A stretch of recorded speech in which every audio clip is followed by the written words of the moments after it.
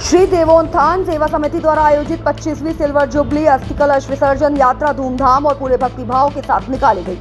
समिति के अध्यक्ष अनिल नरेंद्र और उपाध्यक्ष आदित्य नरेंद्र के नेतृत्व में इस यात्रा में बड़ी संख्या में लोग शामिल हुए। ये यात्रा समिति के 25 साल पूरे होने के उपलक्ष्य में निकाली गई थी, जो इसे और भी खास बनाती है। गाजे बाजे और फूलों की सजावट के साथ निकाली गई इस यात्रा ने एक उत्सव का रूप ले लिया। यात्रा के दौरान लोग भक्ति गीतों पर झूमते और गंगा मैया की जय के नारे लगाते हुए आगे बढ़ रहे थे। इस मौके पर कई सामाजिक और धार्मिक संगठनों के प्रतिनिधियों ने भी अपनी उपस्थिति दर्ज कराई।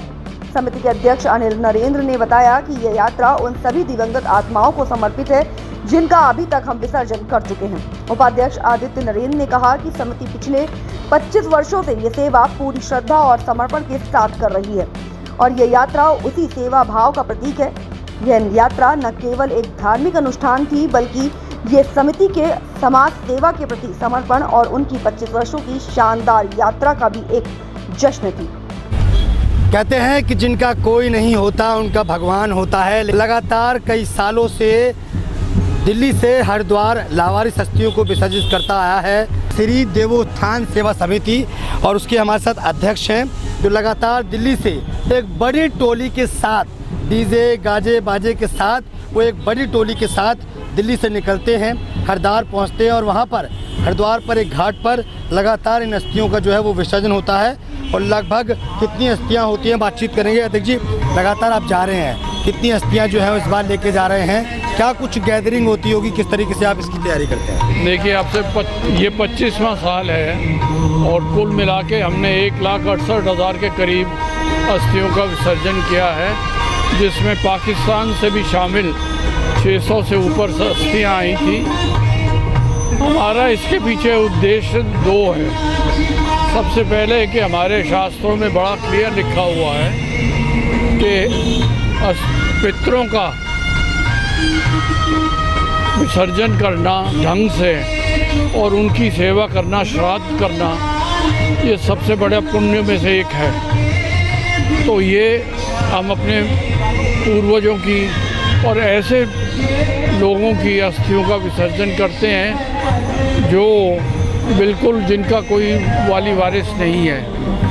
तो ये हम तभी कर पा रहे हैं कि हमारे को जैसे जैसे कर रहे हैं हमारे जन सहयोग बढ़ता जा रहा है। और दूसरा हमारा उद्देश्य ये है कि आज की जनरेशन में थोड़ा सा इन बातों पे ध्यान कम होता जा रहा है।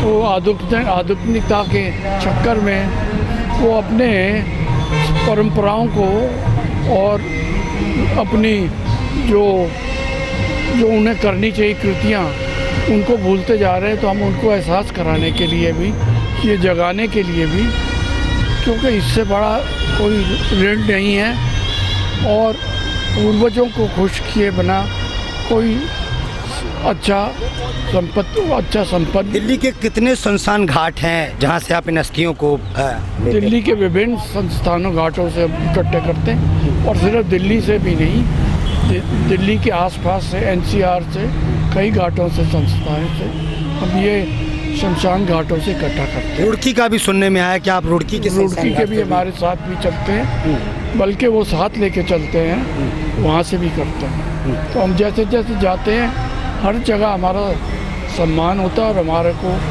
जो उत्साह बढ़ावा करते हैं।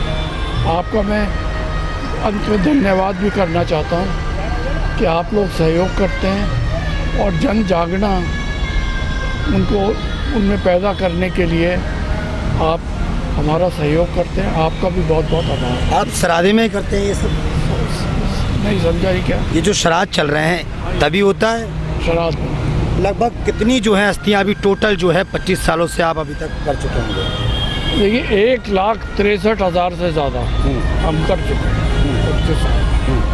ये अब क्या संदेश देंगे आज की जनरेशन को जो अपने माता पिता को भोजन सही से नहीं खिलाते हैं जब वो जीवित होते हैं, लेकिन मरने के बाद उनका पितृ या श्राद्ध मनाते हैं और भोजन कराते हैं क्षेत्र के लोगों को? क्या संदेश देंगे आप? इतनी सारी लावारिस हस्तियाँ जो हैं वो लेके जा रहे हैं, इनमें वो लोग भी हो सकते हैं जो अपने परिवार से प्रताड़ित हों।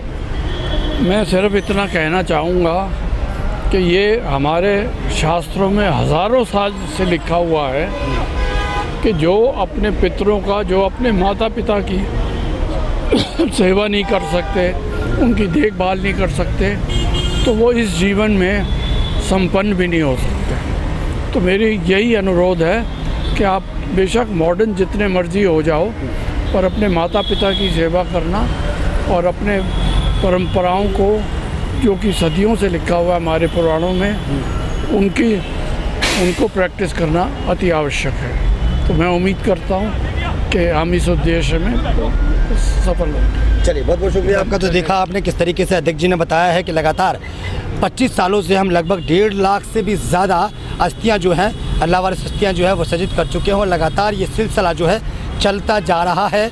श्राद्ध जब आते हैं तब तैयारियां होती हैं और दल बल के साथ आप तस्वीरें देख रहे होंगे, डीजे गाजे बाजे के साथ जो है इन लावारिस अस्थियों को खुशियों के साथ विसर्जित किया जाता है और वहाँ पर हरिद्वार में विधि विधान के साथ पूजा पाठ करके इसको अच्छे से विसर्जित किया जाता है। उसके बाद जो है अध्यक्ष जी अपनी पूरी टीम के साथ वापस दिल्ली आते हैं। दिल्ली से लेकर रुड़की से लेकर पाकिस्तान से भी लावारिस अस्थियों को उठाकर उनको भी विसर्जित करने का काम जो है वो ये संस्था लगातार 25 सालों से करती आ रही है।